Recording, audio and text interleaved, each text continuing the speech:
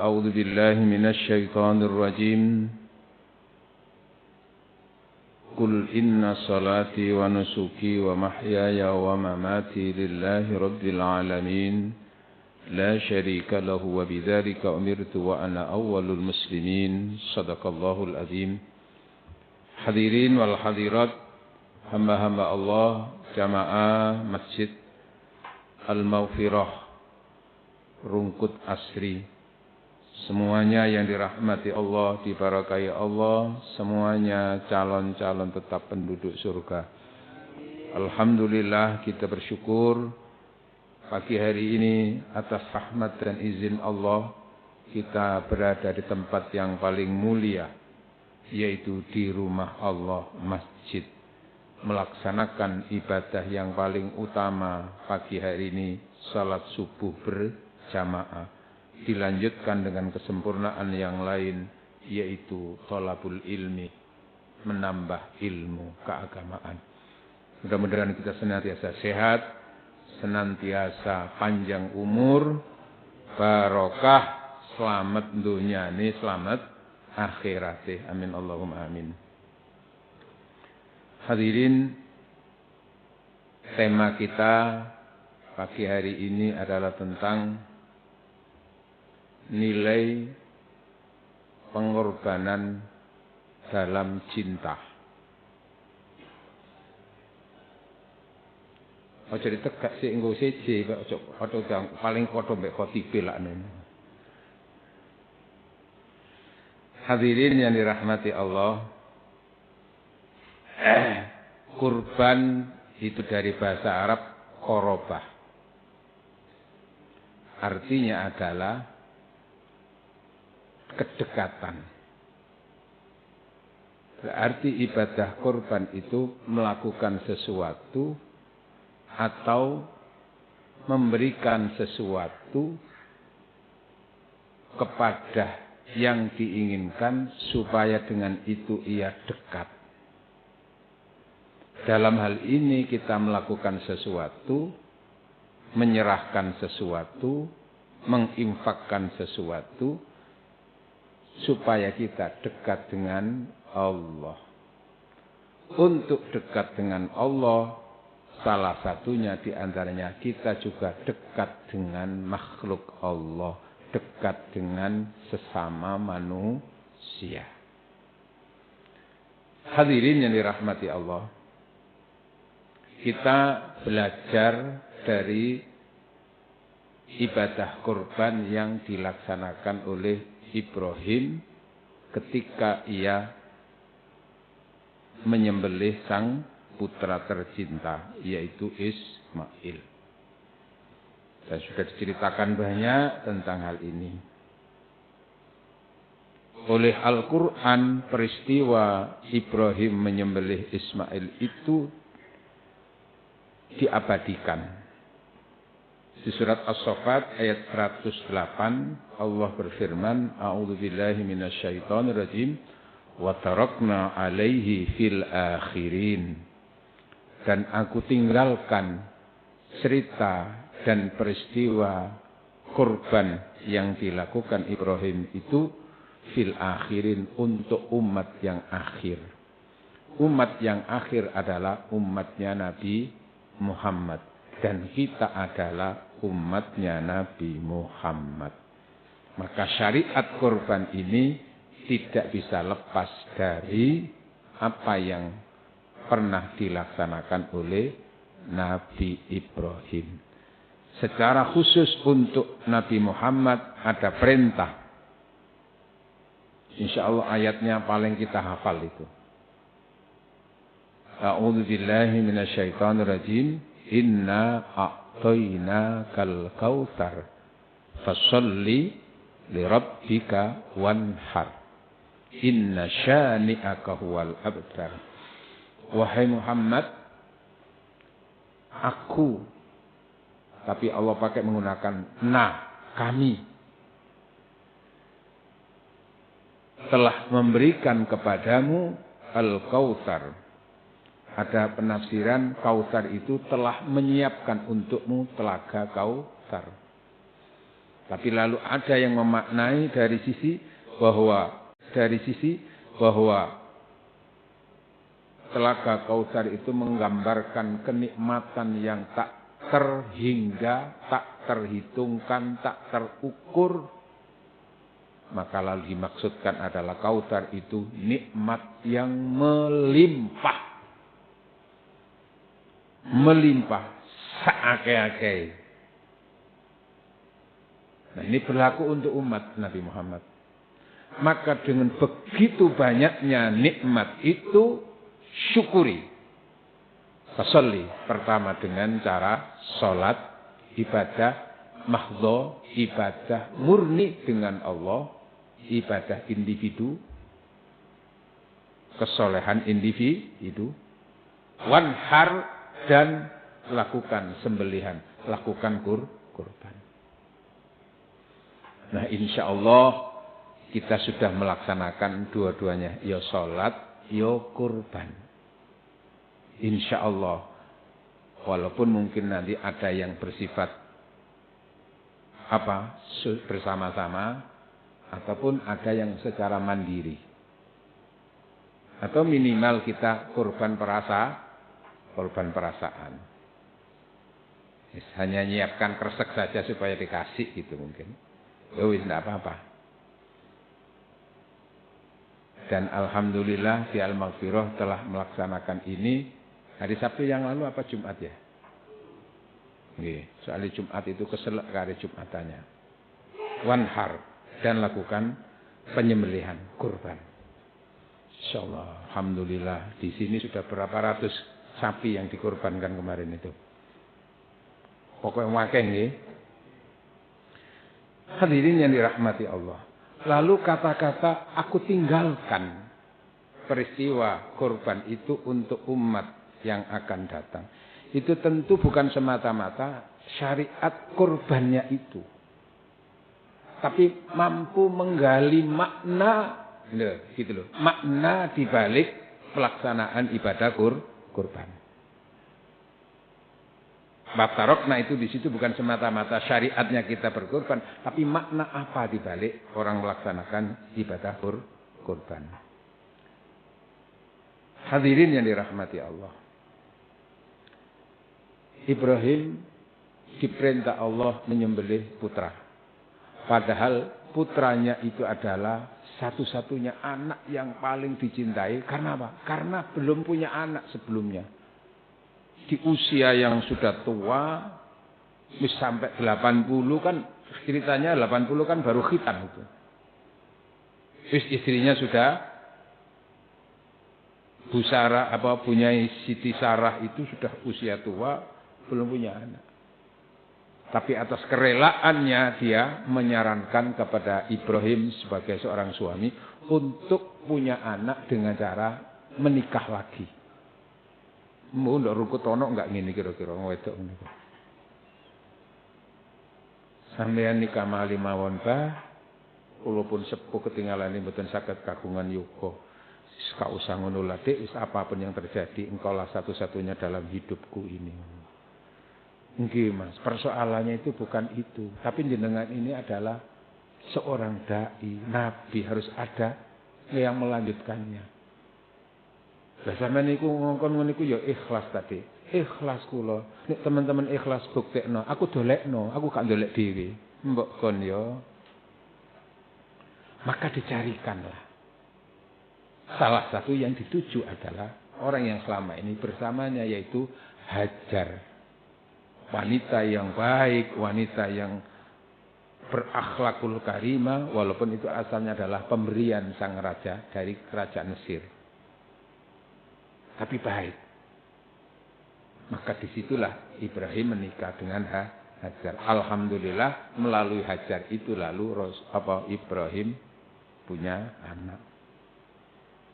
Dan di waktu yang lain atas kerelaan Sarah untuk suaminya menikah lagi tadi itu dan punya anak oleh Allah di usia yang tua, yang secara logika ilmu empiris, ilmu kesehatan itu tidak mungkin usia seperti itu punya anak. Tapi ketika diberitahu, apakah kamu ragu dengan kekuasaan Allah, Ibrahim? wahai Sarah, saya percaya. Saya percaya. Maka di usia tua akhirnya juga punya anak Siti Sarah itu. Dan anak itu diberi nama Ishak. Yang dari Hajar diberi nama, tapi Ismail lebih tua tentunya. Nah, kita bisa membayangkan betapa cintanya Ibrahim kepada Ismail. Falamma balagha ma'ahu sa'ya, ketika sudah usia yang bisa berlarian, bisa berusaha sendiri, sudah mulai tamyiz lah begitu. Wah, ternyata Allah perintah supaya menyembelihnya. Dan karena itu betul-betul perintah Allah, walaupun melalui perjalanan dari keraguan-raguan, iki bener tangga kok aku dikongkon nyembelih anakku dewe di Tarwiyah namanya. Ada kegunda-gulaan. Lagi mimpi lagi tanggal 9-nya. Oh, Arafah, ngerti nek iki teman-teman perintahi Gusti Allah. Maka dilaksanakanlah, disampaikan kepada putranya. Bapak Ibu sekalian dirahmati oleh Allah. Nah, kerelaan Ibrahim untuk menyembelih putra itu tentu sebetulnya cara manusia itu dia bertentangan antara egonya, antara kecintaannya kepada makhluk dan kecintaannya kepada Allah. Dibanding iki lebih berat kepada anaknya ataukah berat kepada Allahnya. Wah, sangel Pak iki Pak. Kalau itu berlaku untuk kita itu Pak. Hadirin yang dirahmati Allah. Maka karena Ibrahim menomorsatukan Allah, maka perintah apa Allah apapun wujudnya, maka dilaksanakan. Yang lebih membuat hati itu cara terenyuh ya. Ketika disampaikan kepada istrinya pun rela. Subhanallah.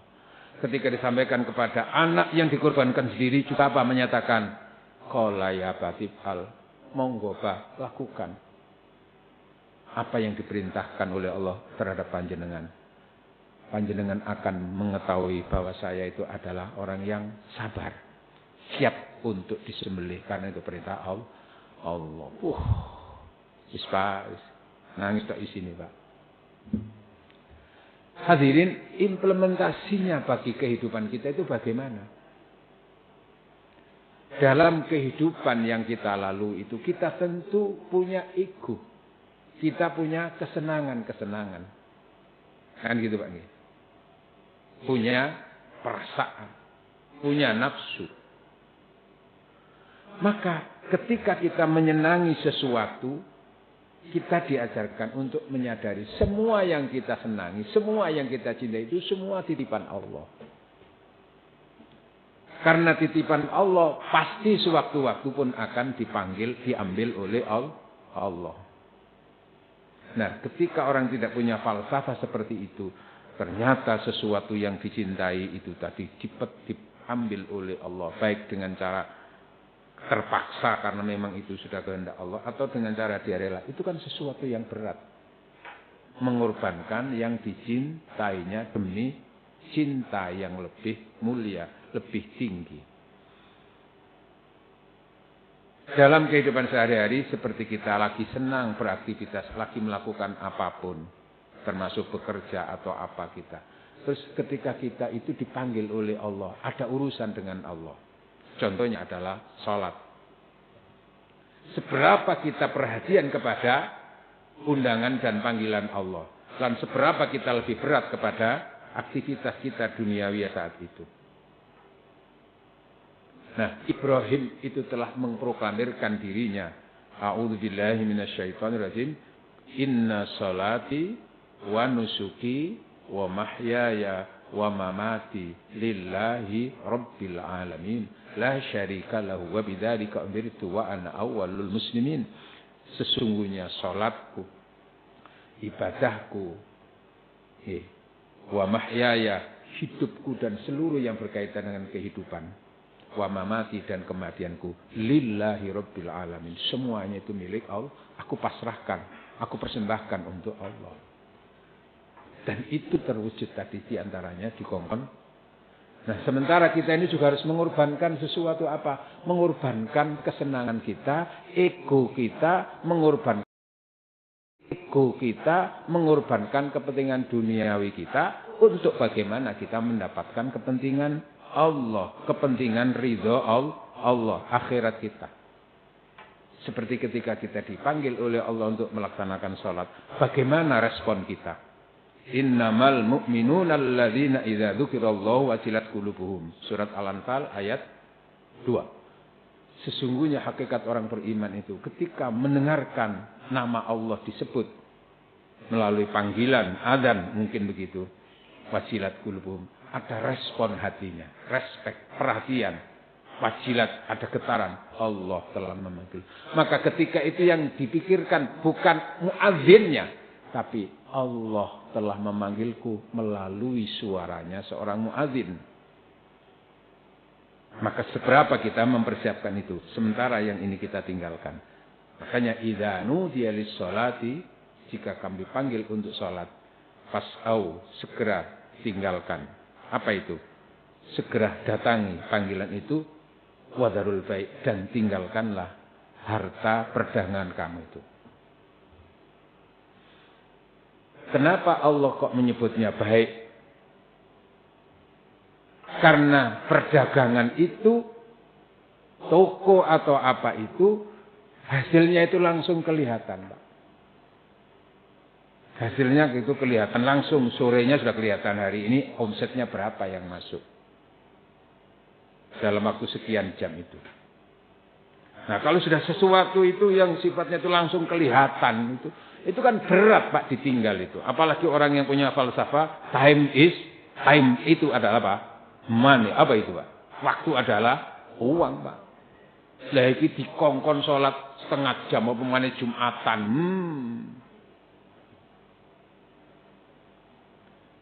Kenapa kok tidak engkau tinggalkan usaha-usahamu yang lain sebagai pegawai negeri itu nanti hasilnya itu biasanya nunggu apa, Pak?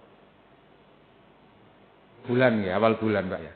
Pertanian itu ya paling enggak nunggu 3 bulan. Tapi yang seperti itu baik. Di situ karena apa langsung? Nah ini kan berat, Pak. Tapi inilah urusan Allah. Fas'au, segera. Loh itu contoh, Pak. Maka yang kita korbankan adalah kepentingan ego, kepentingan duniawiyah, lalu untuk supaya kita dekat dengan Allah. Di situ juga sebagai kriteria, ukuran seberapa kita ini memiliki kualitas keimanan yang baik, keimanan yang sempurna atau tidak gitu. Kecuali kita dalam kondisi dalam melakukan perjalanan yang memang oleh Allah ada rukhsah untuk kemungkinan dijamak atau nanti karena masih di perjalanan nunggu nanti. Ini bagian daripada kurban kepentingan duniawi untuk kepentingan Allah, untuk kepentingan ukhra. Oh iya, maksudnya begitu. Yang kedua, hadirin yang dirahmati oleh Allah. Ketika Ibrahim telah menterlentangkan putra, lalu meletakkan pedang di lehernya. Lehernya siapa?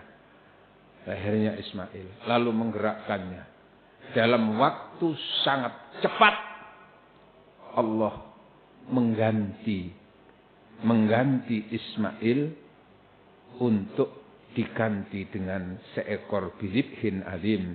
Falamma aslama wattallahu lil jabin, ketika sudah dua-duanya pasrah kepada apa yang diperintahkan oleh Allah dan menterlentangkan ya jabin itu apa pelipis gini, pokoknya diterlentangkan di tanah untuk disembelih, maka wanadainahu, Allah memanggilnya, qad saddaqtar ru'ya Ibrahim, kamu betul-betul telah membuktikan mimpimu, betul-betul kamu sudah teruji berarti kamu.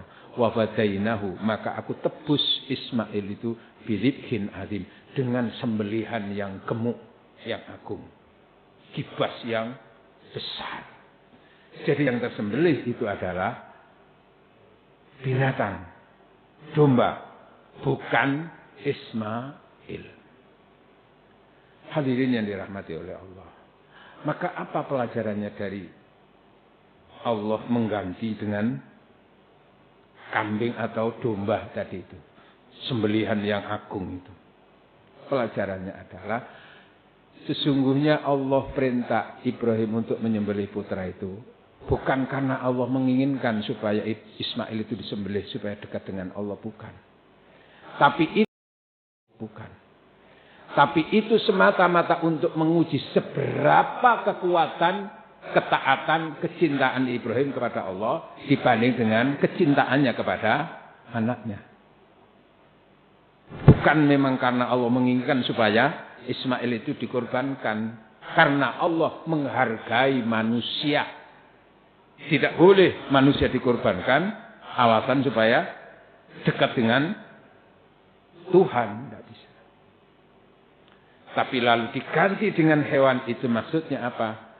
Yang dikorbankan supaya manusia dekat dengan Allah. Itu bukan manusia, tapi sifat-sifat kebinatangan yang ada dalam diri masing-masing manusia. Understand? Apa itu sifat kebinatangan? Kebinatangan itu enggak pakai aturan, Pak, binatang itu, Pak. Hanya nuruti apanya? Nalurinya, nuruti nafsunya, nuruti egonya. Sudah, untuk itu yang penting dia udah. Sehingga dalam dunia hutan, ya, dalam ilmu kehutanan, dalam dunia hutan, dalam dunia rimba, apa? Yang kuat itu yang memangsa yang lemah. Sing penting pokok iman. No, gitu, Pak. Nggak pakai aturan, nggak ada halal haram. Itu binatang, Pak. Dalam hal urusan nuruti nafsu, ya, naluri kebinatangannya, nafsu biologisnya, terus nggak peduli ki boke apa ibuke apa dulure apa pokoknya terus gak ono pernikahannya itu, Pak. Itu kan binatang, Pak. Maka layak ketika ada laki perempuan yang tidak melakukan pernikahan terus kumpul satu rumah tanpa ikatan pernikahan. Orang menyebut kumpul apa? Kumpul jaran, Bu. Kumpul kebo. Apa kok nyebuti kebo, kok gak kucing, kok gak sapi, kok gak anu. Soalnya kebo iku sembarang, Pak, wis. Nduk bletokan ya gelem, nduk kandang ya gelem, nduk sawah ya gelem, nduk anu wis sekate waktu-waktuan, Pak. Kalau yang lain masih pilih-pilih, Pak, dan masih ada jeda, Pak. Loh itu. Oh, anjene. Makanya kenapa berzina itu haram? Karena itu cara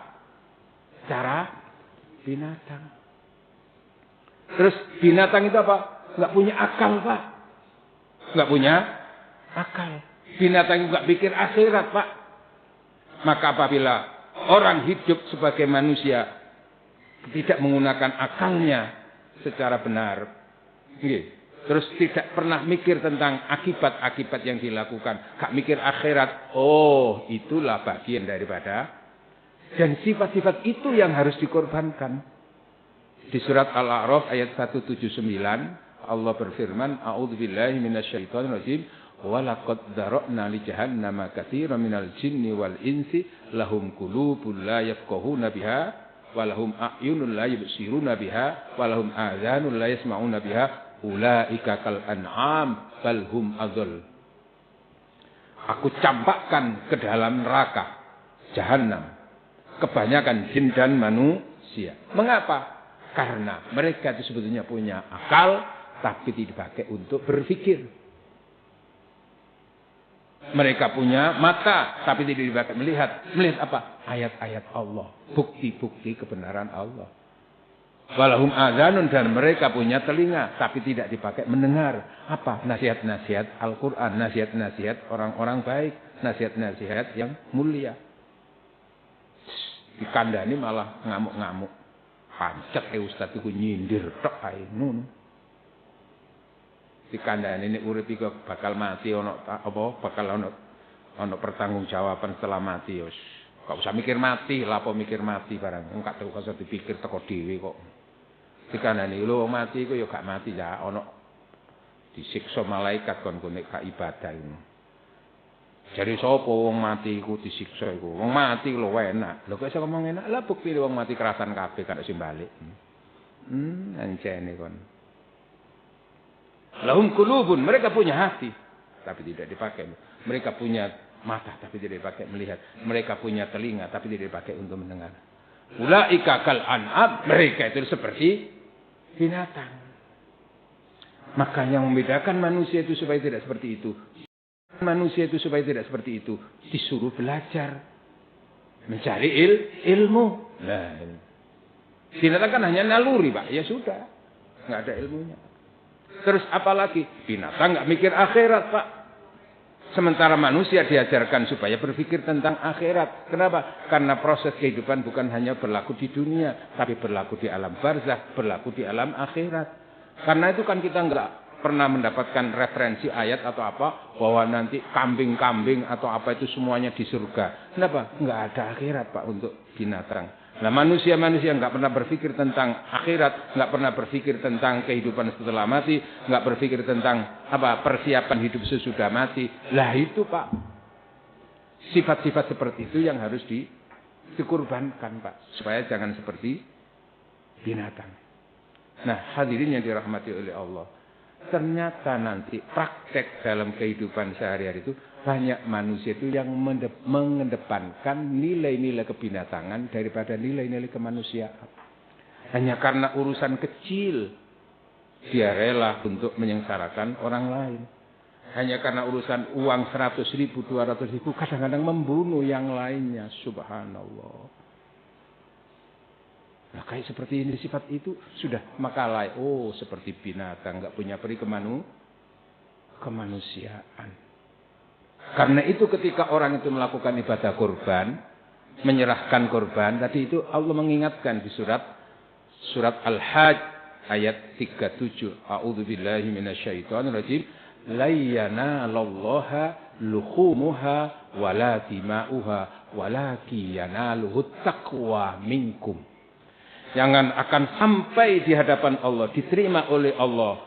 Bukan karena seberapa gemuknya binatang yang dikorbankan itu, atau berapa beratnya daging yang dikorbankan itu. Wala dima'uha, dan juga tidak diukur seberapa kucuran darah yang dialirkan karena disembelih tadi itu. Walakin, tetapi yang akan sampai kepada Allah, dekat dengan Allah adalah at-taqwa minkum, motivasi ketakwaan di antara kalian. Kadang-kadang kan ada orang berkorban tapi dari cara apa? Cara apa? Korupsi. Lalu orang sering menyebut cuci apa? Mani apa? Mani dari hasil korupsi itu sudah disotakono. Wah, wong iki ngono. Ya itu nanti ya sudah, kalau kita nggak tahu ya kita terima aja. Ada orang korban itu dari korupsi atau tidak korupsi kita nggak tahu, terima aja. Tapi urusan diterima itu urusan dia dengan Allah. Kita pokoknya terima aja. Begini teman-teman. Udah urusannya dia. Lah di situ loh, Pak, sebetulnya itu akhirnya apa? Yang dikorbankan itu adalah sifat-sifat kebinatangan, dan yang harus dijunjung tinggi adalah nilai-nilai kemanusiaan. Karena Allah sangat menghargai manusia. Termasuk dalam urusan penggunaan anggota tubuh. Itu kalau binatang kan gak mikir akibat-akibat pertanggungjawabannya. Tapi kalau manusia sudah diingatkan, inna sam'a wal basara wal fu'adu kullu ulaika kana anhu mas'ula. Sesungguhnya inna sam'a, pendengaran, wal basara, penglihatan, okay, wal fu'adu, dan pikiran, hati, kullu ulaika, semua itu kana anhu mas'ula, akan dipertanggungjawabkan. Sekarang ini kan sudah dunia medsos, Pak. Apakah dengan medsos itu kita menebarkan dosa, menebarkan fitnah, menebarkan kita, ataukah kita menjaga diri jangan sampai menebarkan itu? Ataukah ilmu yang kita share, kita kirim, kita sebarkan itu?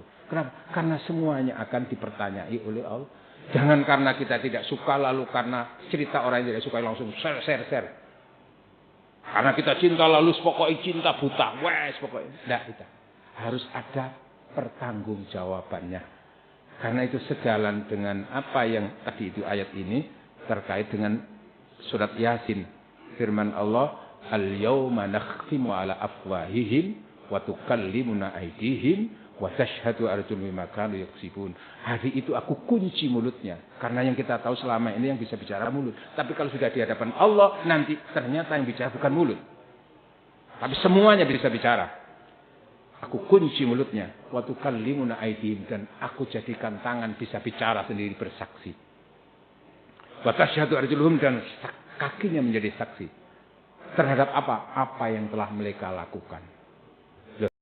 Mereka lakukan. Loh, kenapa kok pakai menggunakan kata-kata apa? Tangan. Ternyata di dunia era sekarang itu, tangan ini bisa menjadi sumber kegaduhan, bisa menjadi sumber fitnah, sumber ghibah dan seterusnya. Sebagaimana kalau bisa menggunakan sebaik-baiknya, tangan juga bisa menebarkan ilmu, bisa menebarkan rahmah, kasih sayang di antara sesama manusia. Nah, itulah sesungguhnya salah satu di antara makna dan nilai-nilai ibadah kurban kita, supaya kita dekat dengan Allah, dekat dengan sesama manusia. Ketika seseorang mampu menebarkan rasa cinta di antara sesama, pengorbanan di antara sesama, dan kurban di hadapan Allah, insya Allah hidup kita akan menjadi hidup yang mulia, hidup yang dicintai sesama manusia. Kedamaian yang kita peroleh itu adalah bekal. Ya ayyatuhan nafsul mutmainnah, irji'i ila rabbiki radiyatan mardiyah, fadkhuli fi ibadi wadkhuli jannati. Terasa menyakitkan hidup tanpa seorang kekasih. Kami ucapkan cukup sekian, terima kasih. Tanpa kekasih hidup itu terasa hampa. Terima kasih, sampai jumpa. Ngoten nggih? Bila ada sumur di ladang, boleh kita numpang mandi, ngono Pak ya? Ada rumah mewah di tengah ladang, silakan mampir untuk mandi. Sekiranya ceramah ini masih kurang panjang, insya Allah bulan depan ketemu lagi. Atas izin Allah. Sing penting nang Madiun Kudanan terus tuku kupat nang Bojonegoro. Nggih Pak, wong pantun gak apa-apa. Nang Madiun Kudanan terus matur suwun pangeran sing balas tuku kupat nang Bojonegoro, kula nek lepat nyuwun pangapura. Mudah-mudahan barokah dan manfaat. Al-Fatihah. A'udzu billahi minasy syaithanir rajim. Bismillahirrahmanirrahim. Alhamdulillahirabbil alamin. Shiratal ladzina an'amta 'alaihim. Alhamdulillah hamdan yuwafi wa yukafi mazida. Ya Rabbana lakal hamdu kama yanbaghi li jalali wajhikal karim wa 'azimi sultanik. Allahumma shalli alhamdulillahil alamin. Allahumma barik lana fi umrina. Allahumma barik lana fi ilmina, barik lana fi rizqina, barik lana fi dzurriyyatina wa usratina bi rahmatikar rahimin. Allahumma rabbana atmim lana nurana waghfir lana innaka ala kulli syai'in qadir. Rabbana ighfir lana wa liwalidina warhamhum kama rabbana shighara. Allahumma nas'aluka husnal khatimah wa na'udzubika min su'il khatimah. Rabbana atina fid dunya hasanah wa fil akhirati hasanah